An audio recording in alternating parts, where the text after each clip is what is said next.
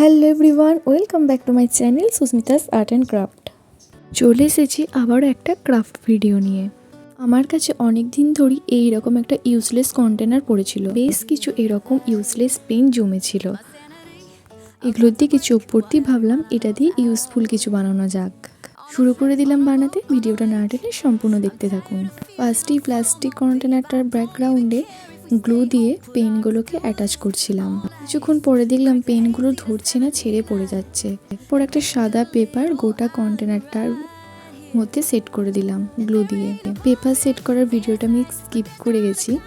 অবশ্যই সাদা পেপারটা ব্যাকগ্রাউন্ডে দিয়ে নেবে, নাহলে পেনগুলো গ্লু দিয়ে আটকাতে প্রবলেম হবে, ছেড়ে চলে আসবে। এরপর এক একটা করে পেন গ্লুর সাহায্যে পরস্পর অ্যাটাচ করে দিলাম। ভিডিওতে যেমন দেখানো হচ্ছে ঠিক সেইভাবে। ব্যাস তৈরি হয়ে গেল সুন্দর একটা পেন স্ট্যান্ড।